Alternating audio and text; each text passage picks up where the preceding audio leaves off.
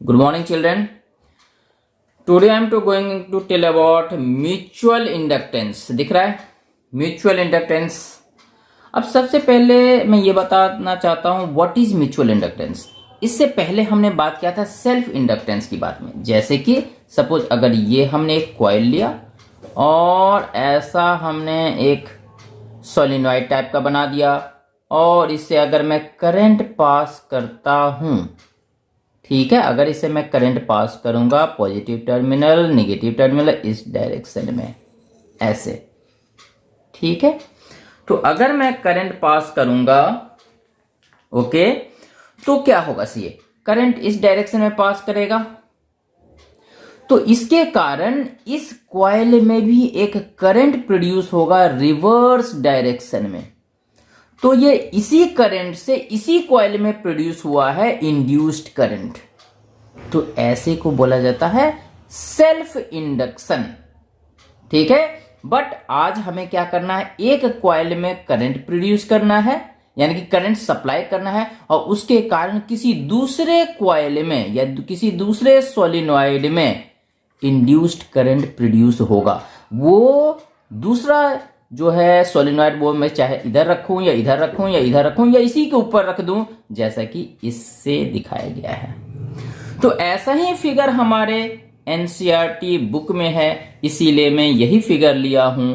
But if you want तो इसके जगह पे मैं एक कॉइल ये लिया दूसरा यहां ले लूंगा, या एक कॉइल यहां लिया दूसरा मैं यहां ले लूंगा, एक कॉइल ये लिया दूसरा मैं यहां ले लूंगा, एक कॉइल ये लिया दूसरा मैं यहां ले लूंगा, कहीं भी रख सकता हूं। बट मैं यूज कर रहा हूं ये मेथड क्योंकि ऐसा एनसीईआरटी बुक में दिया हुआ है, ठीक है यहां तक। अब सपोज मैं बात कर रहा हूं इसके डिफरेंट कैरेक्टरिस्टिक है। सपोज ये जो हमने रेड वाला कॉइल दिखाया है, सपोज इसको हमने लिया फर्स्ट S1 कॉइल, जैसे कि नहीं इसको S2 हमने लिया, ये S2 रेड वाला को S2 लिया है, ठीक है, और ये ब्लू वाला को S1 हमने लिया है, ये ब्लू वाला यहां पे दिखाया है।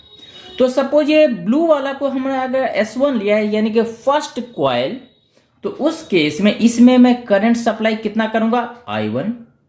इसमें कितने नंबर ऑफ टर्न्स है, किसमें फर्स्ट वाले में यानी कि ब्लू वाले में कितने नंबर ऑफ टर्न्स हैं N1, ठीक है, जिसको कहीं कहीं पे मैं कैपिटल N से भी इंडिकेट करूंगा पर यहां पे स्मॉल n लिखा हूं, ठीक है। तो ब्लू वाले में यानी कि फर्स्ट कॉइल में करंट पास करेगा I1। नंबर ऑफ टर्न्स कितने हैं, यानी कि ऐसा कितना कॉइल से कितना राउंड है N1। लेंथ यहां से यहां तक कितना, ये लेंथ कितना है दैट इज L, तो ये L हमने लिया, ये वाला L, ठीक है। अब बात कर रहा हूं सेकेंड कॉइल की, रेड वाली कॉइल की, तो S2 सेकेंड कॉइल, इसमें करंट में कितना सप्लाई करूंगा I2। कितना टर्न्स है N2, लेंथ तो सेम है L, तो हमने L रखा। तो आई थिंक मेरे बच्चों को ये समझ में आ गया, ठीक है।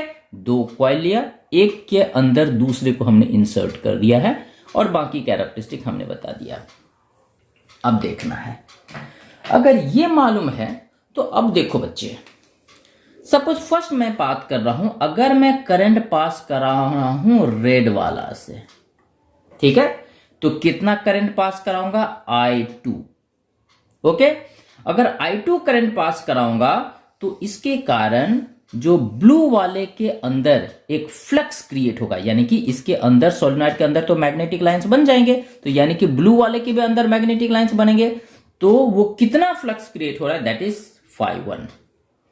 तो S2 में I2 करंट पास करने के बाद फ्लक्स जो है S1 में कितना बनेगा phi1।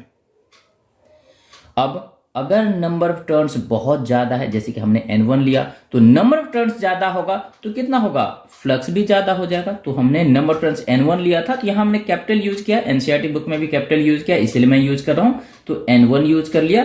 तो अगर एक टर्न था तो phi1, बहुत सारा टर्न हुआ यानी कि n टर्न्स हुआ तो N1 phi1 directly proportional to I2, क्योंकि करंट ज्यादा सप्लाई करूंगा तो ज्यादा फ्लक्स होगा, कम सप्लाई करूंगा कम फ्लक्स होगा। तो आई थिंक यहां तक क्लियर हो गया। अब देखो, जब भी प्रोपोर्शनैलिटी साइन को हटाया जाता है तो we are taking one constant, और वो कांस्टेंट है मेरा M12। यही है मेरा म्यूचुअल इंडक्टेंस, जो मेरा टॉपिक है म्यूचुअल इंडक्टेंस, कौन सा mutual inductance? Mutual inductance in first coil with respect to second coil, mutual inductance in first coil with respect to second coil, ठीक है। और ये I2 जैसा था वैसे ही मैंने डाल दिया, यहां तक क्लियर। अब देखो बच्चा, इसी को मैं N1 Φ1 यानी कि टोटल फ्लक्स को मैं दूसरे ढंग से लिख सकता हूं। अगर मैं बात करूं इसमें टोटल पर यूनिट लेंथ कितना नंबर ऑफ टर्न्स है, तो N1 और लेंथ है टोटल L, तो पर यूनिट लेंथ यानी कि यूनिट पर छोटे छोटे अगर मैं पार्ट में तो पर यूनिट लेंथ अगर पर सेंटीमीटर की लेंथ अगर लेके चलूं तो पर सेंटीमीटर में N1 है, जो कि मैं यहां पे ये दिखाया था। तो टोटल कितना हो जाएगा N1 into L, that is equal to क्या था, यही तो था कैपिटल N, ठीक है। तो ये हो गया total number of turns per unit length, number turns कितना हुआ N1, total length is L, तो N1 इंटू L, और ये डिपेंड करता है क्रॉस सेक्शन एरिया पे, तो पाई R1 स्क्वायर, क्योंकि फ्लक्स किसके अंदर, R1 के अंदर हो रहा है, यानी कि फर्स्ट कॉइल के अंदर, छोटे वाले कॉइल के अंदर, इसका रेडियस हमने R1 लिया। और ये तो मेरा मैग्नेटिक फील्ड इसके अंदर जो बन रहा है, ठीक है, म्यू नोड N2I2, ठीक है। ये कितना है म्यू नोड, यानी कि ये तो एयर है इसके अंदर, इसीलिए ये म्यू नोड में लिया, ठीक है। तो रिलेटिव परमेबिलिटी जो हमने किया था वो mu naught N2, number of turns किसका, सेकेंड का, क्योंकि करंट तो मैं सेकेंड में पास करा रहा हूं, करंट भी तो सेकेंड का, तो ये मेरा हो गया मैग्नेटिक फील्ड के कारण, ठीक है, या मैग्नेटिक फील्ड ही ये हुआ, इसको मैं ऐसे भी लिख सकता हूं। तो बेटा N1 Φ1 इक्वल टू ये, N1 Φ2 इक्वल टू ये, तो कहने का मतलब ये दोनों तो सेम हो गया, ये इक्वल टू ये पूरा सेम हो गया, क्योंकि ये भी N1 Φ1 ये भी N1 Φ1, that means this equal to this, yes. और इसको मैं सॉल्व करके ब्रैकेट को हटा करके मैं ऐसे लिख सकता हूं, यस। अब मुझे मालूम है this whole equal to this, तो मैं लिख सकता हूं दिस इक्वल टू दिस, ऐसे लिख दिया, ठीक, ये यहां लिख दिया और ये इसके जगह पे यहां लिख दिया ये। अब अगर मुझे mutual inductance of first with respect to second find out करना है, तो सिर्फ I से मैं डिवाइड करूंगा इस टोटल को, तो I से मैं I2 से मैं डिवाइड कर दिया। अब ये I2 कैंसिल, यानी कि दोनों ये I2 ये और I2 ये मेरा कैंसिल हो गया, तो बच गया क्या, तो mutual inductance of first with respect to second, ये टोटल हो गया मेरा, ये समझ में आ गया। आप देखो बच्चे, ये पोर्शन क्लियर है।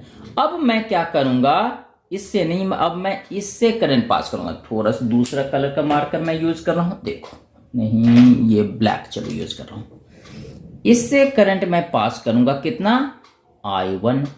पहले मैं इससे करंट पास किया था, ये वाला सिचुएशन में बात किया था, अब मैं बात कर रहा हूं इसका सिचुएशन। अगर मैं इस कॉइल से करंट पास कर रहा हूं, ब्लू वाले से, छोटे वाले कॉइल से, छोटे मतलब जिसका क्रॉस सेक्शन एरिया कम है, उससे अगर मैं करंट पास कर रहा हूं, तो फ्लक्स किस में होगा, सेकेंड कॉइल में प्रोड्यूस होगा, यानी कि इसके कारण मैग्नेटिक फील्ड बनेगा, जिसके कारण फ्लक्स किस में होगा, बड़े वाले कॉइल में भी तो डेवलप होगा, यस होगा। तो मैं कर सकता हूं Φ2, that mean flux in the second coil, that mean S2 में is directly proportional to current in the first coil, that mean I1, ठीक है। अब वही पुरानी कहानी जैसे यहां पे था, अगर इसमें नंबर ऑफ टर्न्स N2 है तो मैं फिर से N2 रख दिया, ये टोटल नंबर ऑफ टर्न्स यहां से यहां तक, तो ये यानी कि नंबर ऑफ टर्न्स N2 हो गया, तो ये हमने लिखा।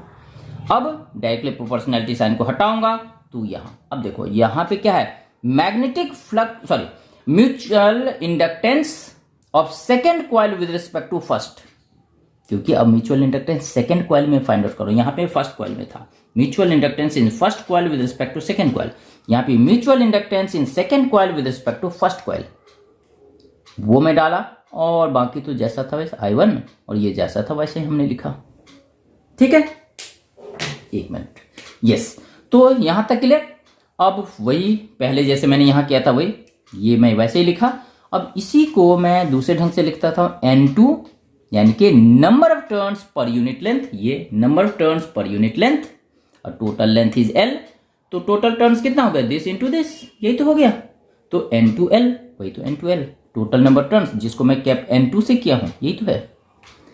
और डिपेंड करता है क्रॉस सेक्शन एरिया पे, तो ये, बट देखना यहां भी हमने क्रॉस सेक्शन एरिया लिया था पाई r1 स्क्वायर, यहां भी लिया हम पाई r1 स्क्वायर, ये है। तो बच्चे कंफ्यूज होते हैं, सोचते हैं यहां पे तो पाई r2 स्क्वायर लेना चाहिए, बट नहीं, इसलिए नहीं क्योंकि ये अंदर वाला कॉइल और बाहर वाला कॉइल दोनों के बीच में कोई फ्लक्स नहीं होगा।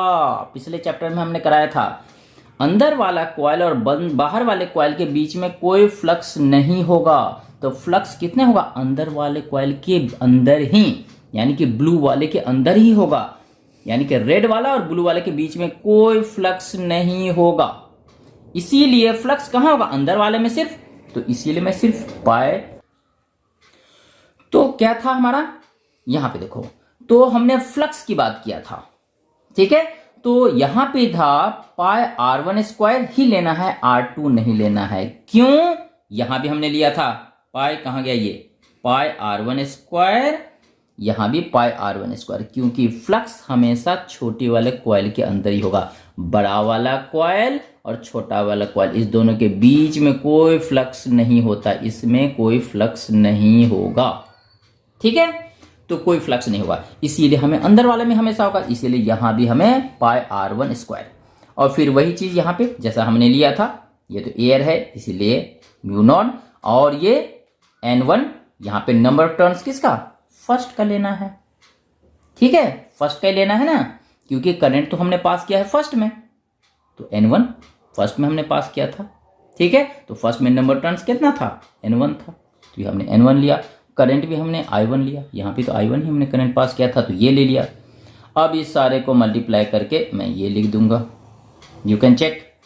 अब मुझे चाहिए, यही तो चाहिए मुझे, ये क्या था? यही तो है मेरा म्यूचुअल इंडक्टेंस। म्यूचुअल इंडक्टेंस, तो म्यूचुअल इंडक्टेंस पाने के लिए मैं क्या करूंगा? दिस डिवाइडेड बाय i1, तो ये फिर मैं ये i1 कैंसिल कर दिया। अब देखो, अब इसमें क्या हो रहा है, ये दोनों कैंसिल करने के बाद मेरा ठीक है mutual inductance second with respect to first इतना आया, mutual inductance of first with respect to second इतना आया। चेक करो, दोनों एग्जैक्टली सेम है, चेक करो, देखो n1, इसमें भी देखो ये n1, यहां देखो l, यहां भी l, यहां देखो पाई, यहां भी पाई, r1 स्क्वायर, म्यू नॉट, यहां पे n2 और ये n2, ठीक है। तो हो गया मेरा टोटल। तो ये दोनों सेम है, m1 m21 ये दोनों सेम है, अभी जस्ट हमने बताया। तो अगर दोनों सेम है तो क्या मैं लिख सकता हूं m12 equal to m21, that mean mutual inductance of first with respect to second, mutual inductance of second with respect to first equal to same constant m, that is equal to ये जो मैं लिखा हूं यही तो है rearrange करके, ठीक है, ये चीज है, ठीक है। अब देखो बच्चे, इसके अंदर कॉइल के अंदर क्या था? एयर था। अगर मैं इस कॉइल के अंदर कुछ और मटेरियल ले लूं, कुछ और मीडियम ले लूं, तो रिलेटिव परमिटिविटी चेंज हो जाएगी, यस चेंज हो जाएगी। तो क्या हो जाएगी? Let I am taken mu r, ये हमने लिया रिलेटिव परमिटिविटी के लिए, ठीक है। तो मेरा म्यूचुअल इंडक्टेंस ये हो गया। I think you must have got understood, yes. Okay, thank you.